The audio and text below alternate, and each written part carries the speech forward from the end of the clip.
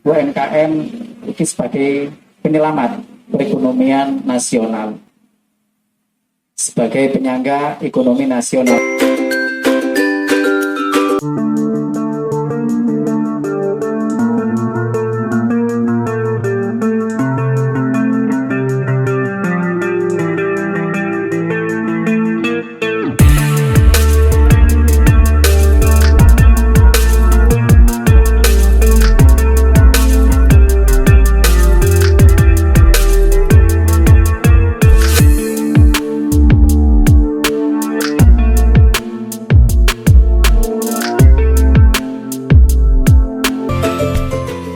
Assalamualaikum warahmatullahi wabarakatuh. Waalaikumsalam. Pemirsa, kali ini kita berdiskusi soal UMKM. Ini channel Wirausaha Channel dan akan mengupas soal UMKM di Kabupaten Magelang. Jadi hari ini pemerintah daerah Kabupaten Magelang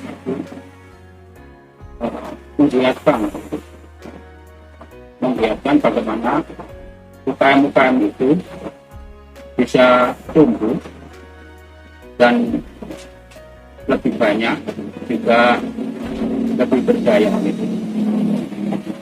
Mengingat bahwa berkaitan dengan dampak pandemi itu, sehingga banyak perusahaan-perusahaan yang mengurangi karyawan. Nah, untuk lebih jelasnya apa UKM itu dan bagaimana kiat-kiat menumbuhkan, juga bagaimana cara mengatasi problem peningkatan omset atau pendapatan yang UKM berkaitan dengan dampak pandemi ini nanti akan dibahas oleh narasumber kita. Yang pertama adalah Bapak Agus Sugianto, Sarjana Ekonomi. Pak Agus ini adalah anggota Komisi 2 DPRD Pasuruan, juga Ketua LPNO, Lembaga Perekonomian Nasional Ulama Cabang Bali.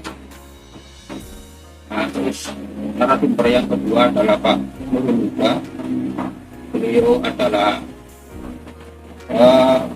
bendahara komunitas wirausaha Pasuruan,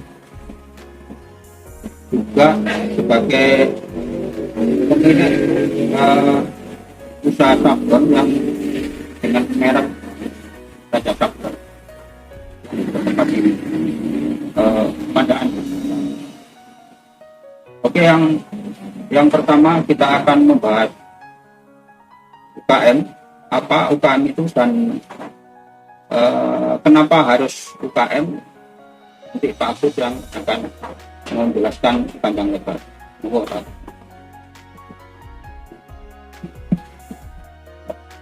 Terima kasih. Assalamualaikum warahmatullahi wabarakatuh. Selamat sore dan salam sejahtera untuk semua. Pak Munir dari Jatim Online ya. Kemudian sahabat saya Pak Huda yang selaku owner Raja Sablon di Pandaan Pasuruan. Berbicara tentang UMKM ini sangat-sangat menarik sekali gitu. Ini mana yang tidak sebenarnya dulu Pak Munir, Pak Huda, teman-teman sering mengistilahkan UKM itu usaha kepingin mangan. Ini bahasa Jawa, usaha kepingin mangan. Karena kepingin mangan, maka mereka harus melakukan sesuatu. Nah, sesuatu itu yang disebut dengan usaha. Nah, UMKM maknanya sebenarnya adalah usaha mikro, kecil, menengah. Nah, kenapa harus UMKM? Kita belajar dari krisis moneter tahun 1969.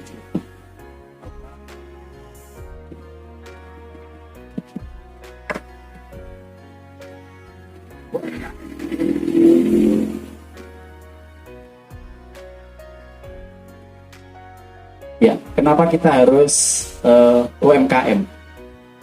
Belajar tahun 96 tahun 97 ketika terjadi krisis ekonomi di negara kita, Pak Munir, itu UMKM itu sebagai penyelamat perekonomian nasional, sebagai penyangga ekonomi nasional. Maka tidak ada alasan lagi, karena menjadi sebuah ekonomi tumpuan bangsa, maka UMKM tidak bisa dipandang sebelah mata, tidak boleh setengah-setengah. Maka ini menjadi kewajiban bersama, baik itu pemerintah daerah maupun swasta, untuk ikut serta di dalam bagaimana menumbuhkan dan mengembangkan UMKM.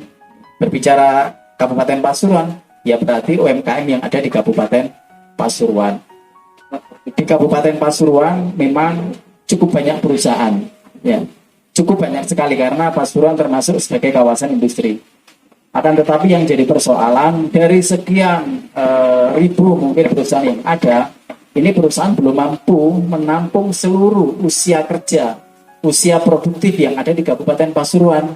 Maka pemerintah, kemudian swasta, perusahaan mungkin bisa melalui CSR-nya harus ikut serta bagaimana menumbuhkan dan mengembangkan UMKM, sehingga para usia kerja, usia produktif yang tidak tertampung di perusahaan, dia bisa menciptakan dan mengembangkan usaha kecilnya masing-masing. Kemudian dengan pengembangannya UMKM yang naik kelas, ya, yang naik kelas, omsetnya bertambah, maka secara otomatis dia akan melakukan penyerapan tenaga kerja yang tidak bekerja di perusahaan. Ini sehingga UMKM sangat strategis untuk dikembangkan, Pak Munir.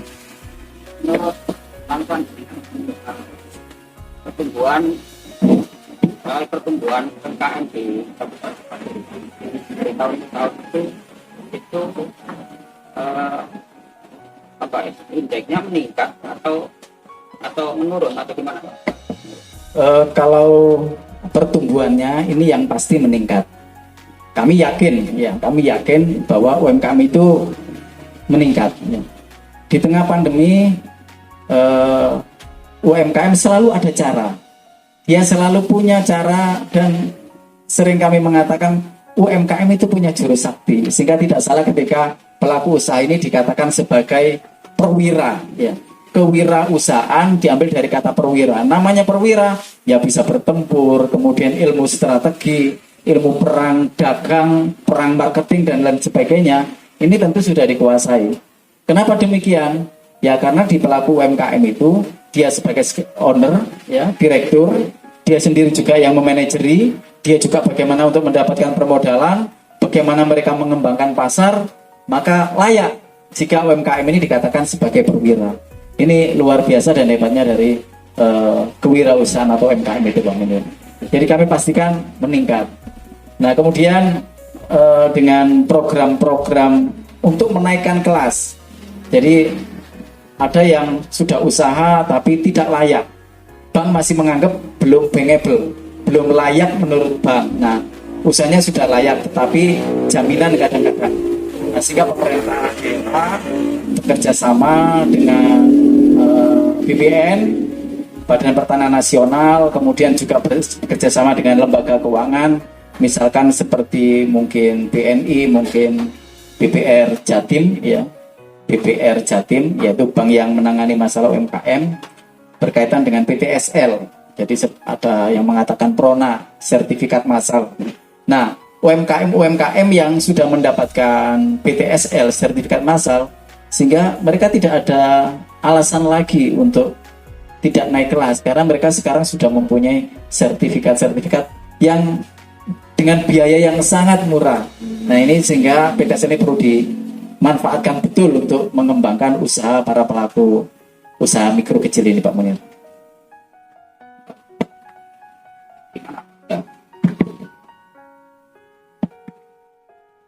Pak Uda supaya menjelaskan soal apa yang dirasakan oleh Pak Uda sebagai pelaku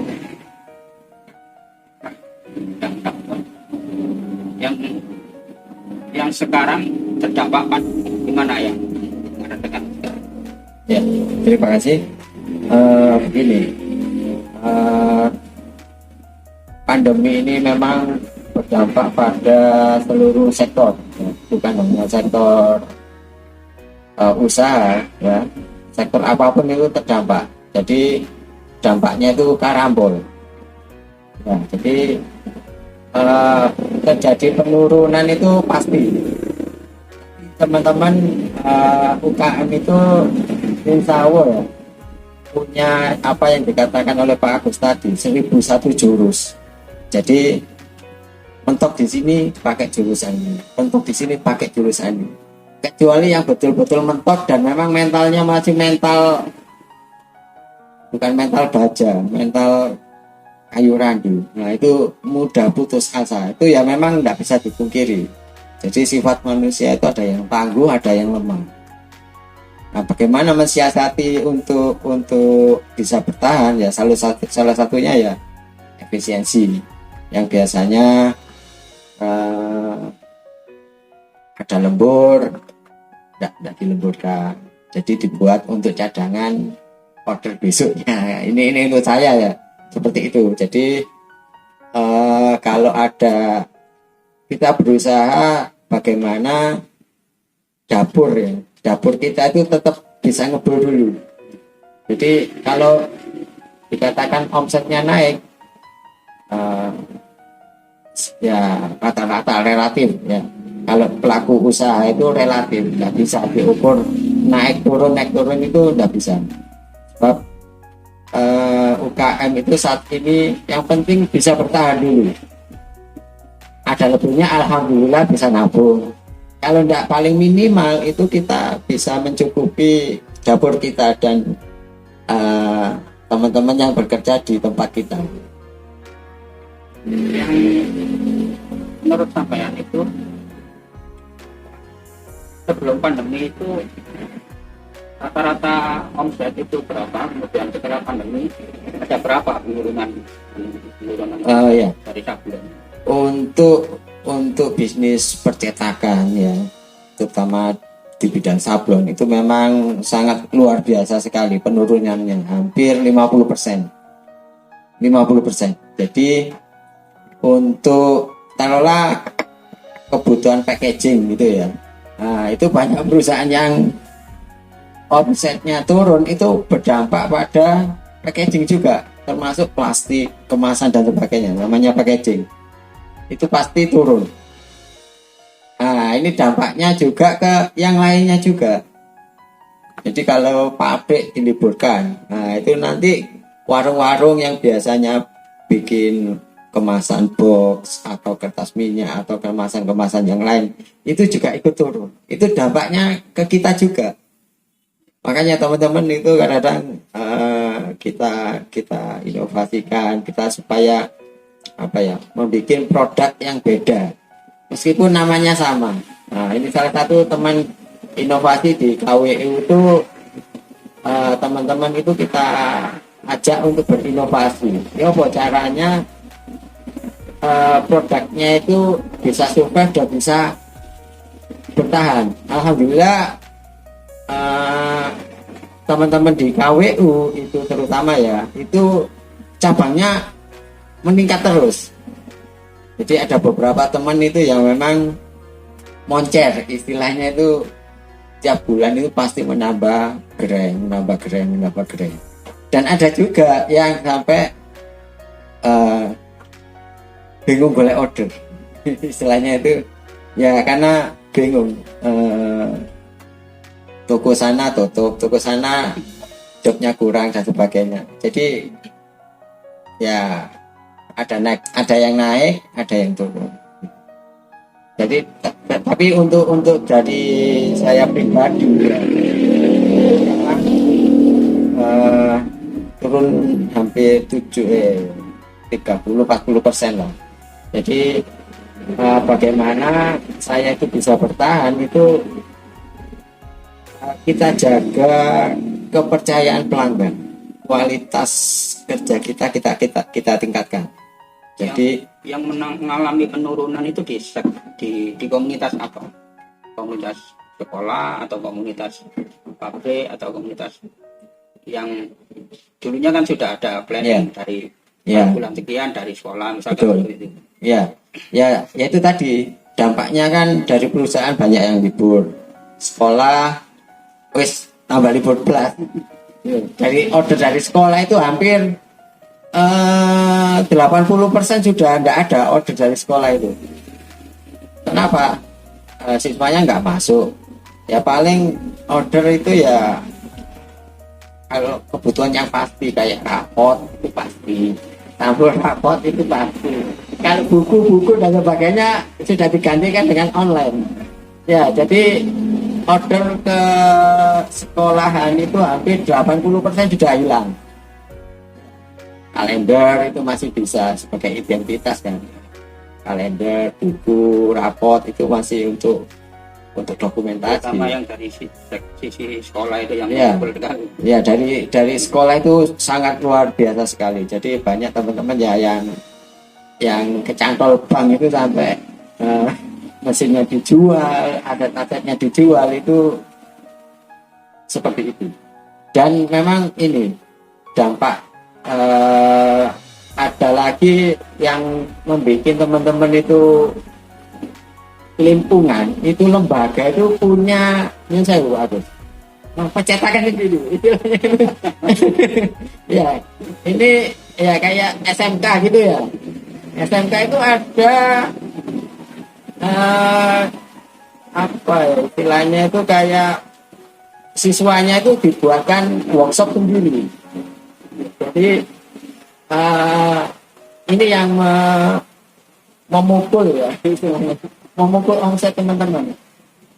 Jadi hampir ya itu tadi yang order yang keluar dari lembaga pendidikan maksimal cuma 20%.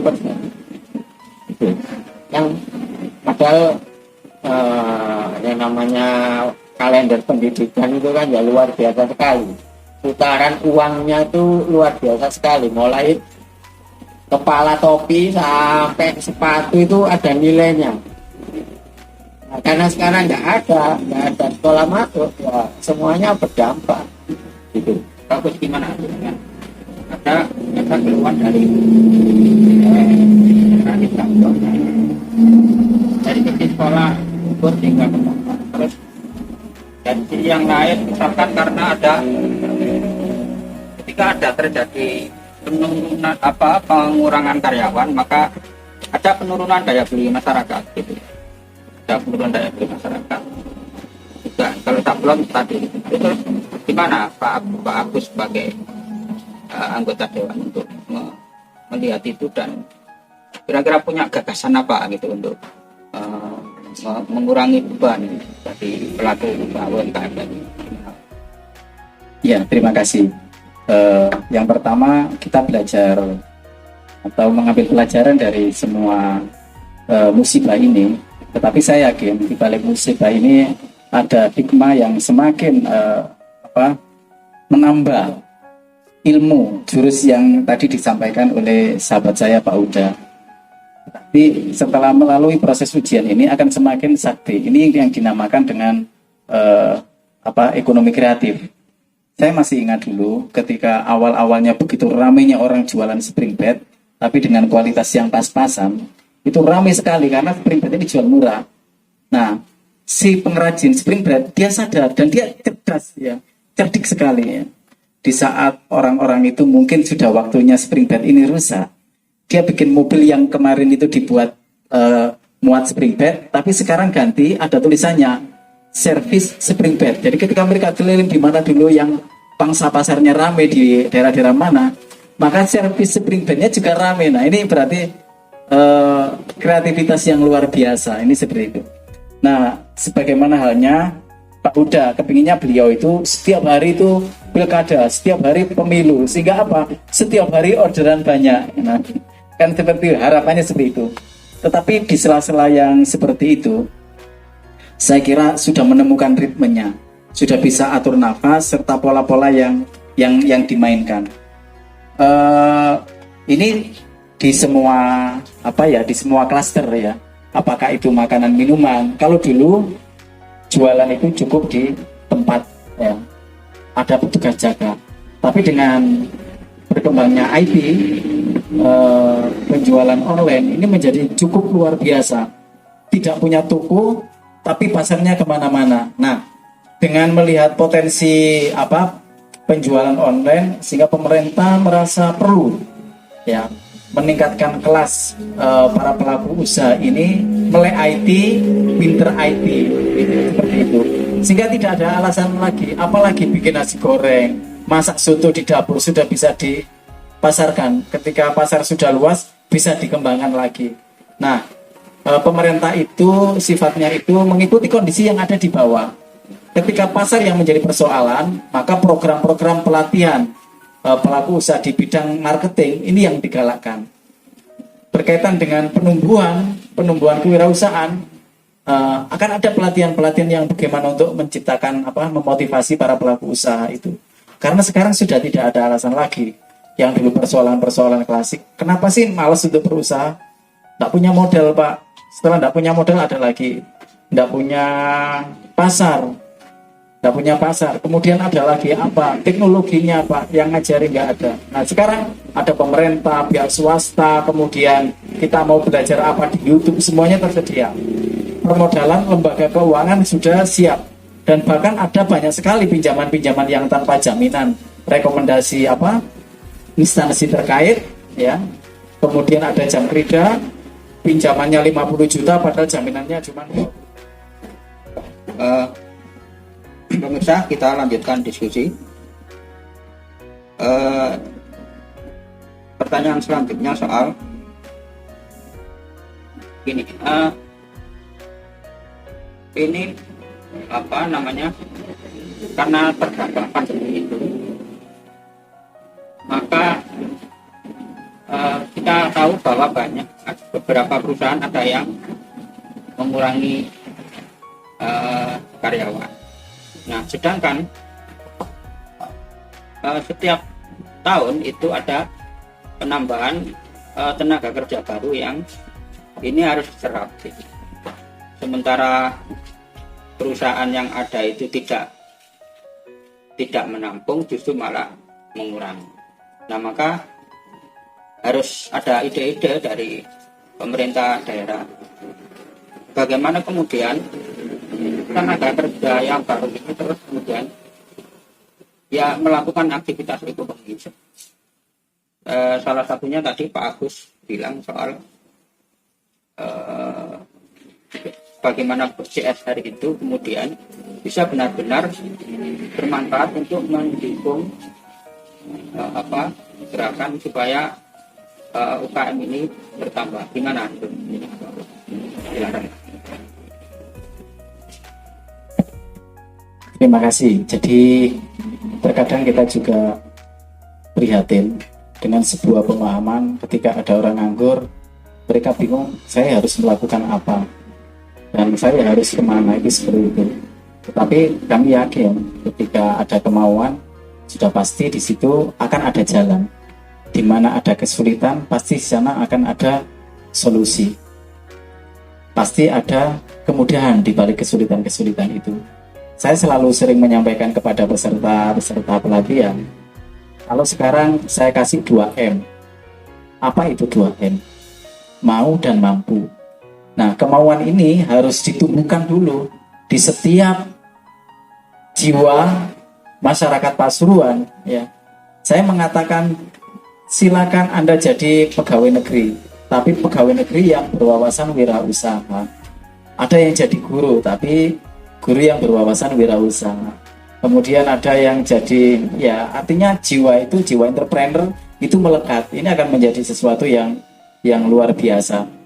Nah, pemerintah ini selalu berupaya bagaimana untuk menumbuh kembangkan para pelaku UMKM.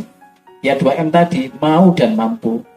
Mau itu harus tumbuh dari jiwanya sendiri. Nah, perkara mampu ini proses.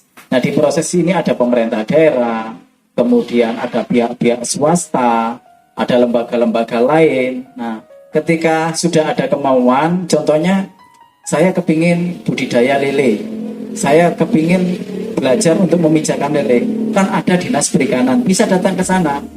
Nah, ketika mau saya ingin di kerajinan, membuat kerajinan karena di daerah wisata, kemudian pemasarannya seperti apa? Nah, bisa datang ke Disperindak yang ingin berternak kecil-kecilan, ternak puyuh, ternak ayam petelur, bagaimana caranya, kemudian minta panduannya seperti apa. Dan kalau nanti ada pelatihan-pelatihan soal peternakan, mungkin dia perlu terlibat, sehingga ini bisa datang ke dinas. Nah, dinas-dinas ini sudah disiapkan. Nah, memang tidak bisa menunggu, ya, karena menunggu itu capek, Pak Munir, ya Pak Uda. Menunggu itu capek, nah, sehingga harus jemput bola. Bisa datang ke dinas terkait, Pak ada program apa, saya kepingin begini-begini. Nah, ketika bottom up, proses dari bawah, sering atensi, saya yakin itu nanti pasti akan mendapatkan informasi, dilibatkan dalam pelatihan-pelatihan. Maka ketika kemauan ini ada dulu, maka disitulah pintu untuk tumbuhnya UMKM itu. Kalau sudah tumbuh, sudah mau, mampunya seperti yang saya katakan tadi, proses. Di dalam proses pasti akan ada bermuara ya pada suatu kesuksesan. Terkadang bagus untuk orang-orang yang tidak berjiwa wirausaha itu, dan yang pikirnya simpel, makanya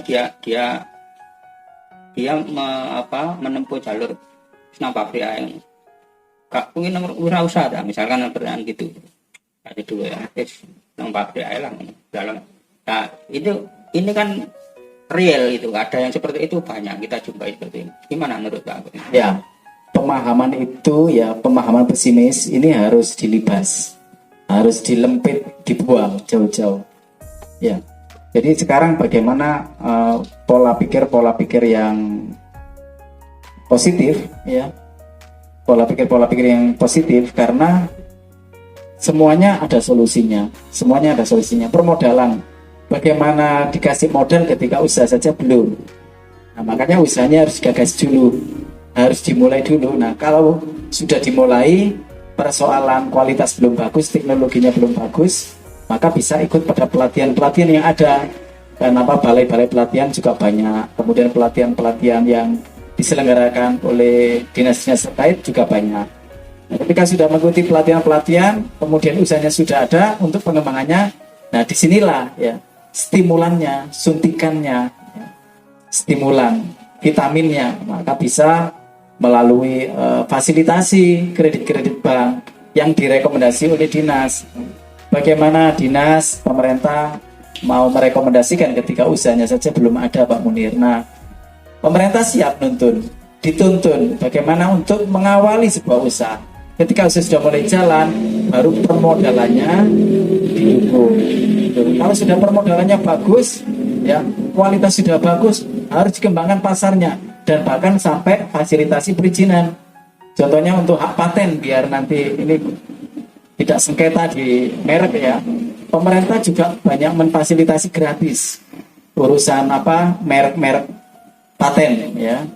Itu seperti itu. Dan perizinan sekarang sudah luar biasa mudahnya ya, bahkan bisa lewat HP dan lain sebagainya. Jadi sekarang sudah tidak ada alasan lagi modal, kemudian perizinan sulit, pasar dan lain sebagainya. Yang namanya alasan kalau dicari-cari selalu ada. Itu demikian. Tetapi kemauan itulah yang nomor satu. Ini yang kami berkomitmen bersama pemerintah, bagaimana untuk menumbuhkan jiwa wirausahanya dulu. Kalau sudah tumbuh, ya mau apa saja yang namanya perwira, sebab bisa Pak Munir, seperti itu. Dengan tanya harus betul.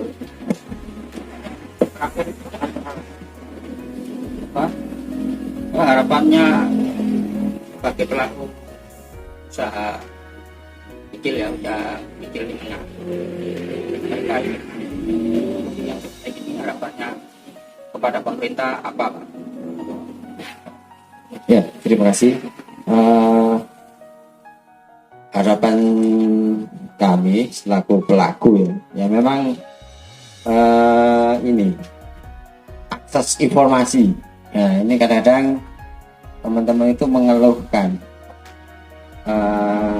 aksesnya itu karena ya itu tadi, kalau teman-teman itu agak ikut komunitas A gitu ya, itu tidak direken, karena ya ini saya Pak Agus. Ini ada keluhan dari anggota kita itu program-program pemerintah itu kok ya ini saya ke salah satu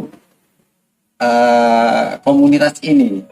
Nah, itu yang lainnya kok nggak bisa masuk kalau nggak lewat komunitas itu. Nah, itu harapan saya itu keterbukaan.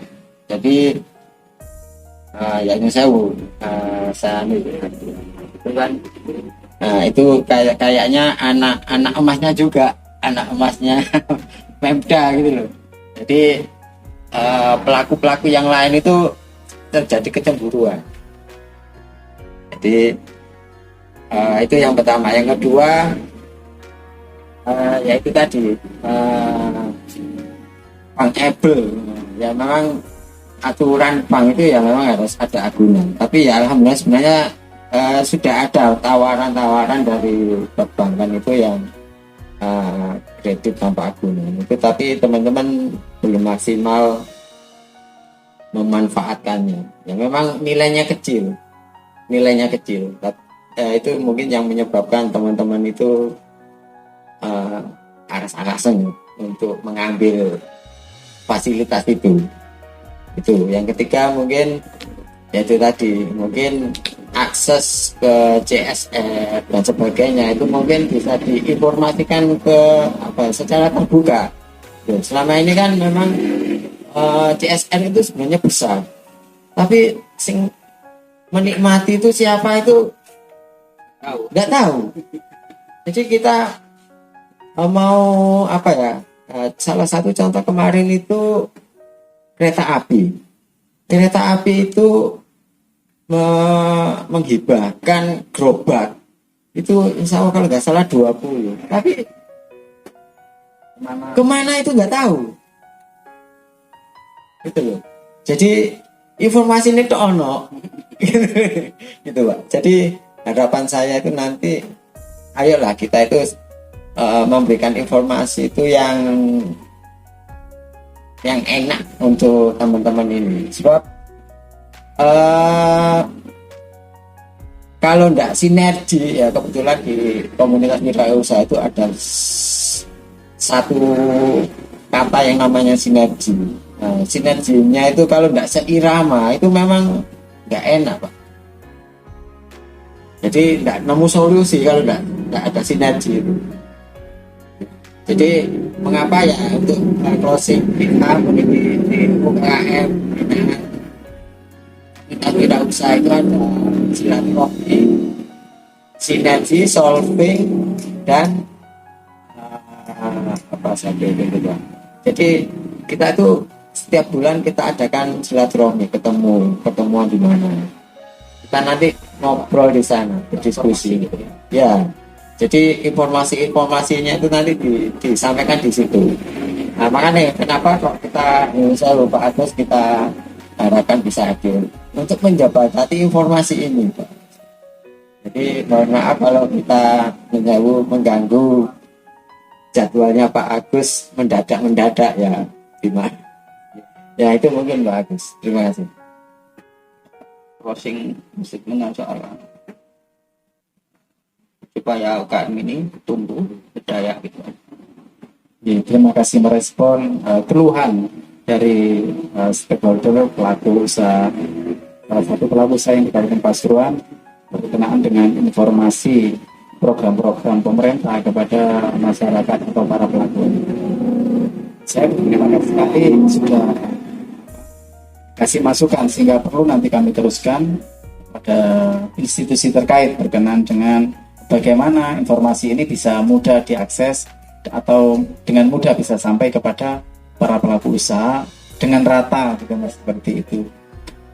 Makanya kami sangat mendukung ketika bermunculan komunitas-komunitas usaha, karena tidak mungkin dinas itu satu persatu per orang bisa tahu atau mengenal bahwa di sana ada UKM A, B, C dan lain sebagainya.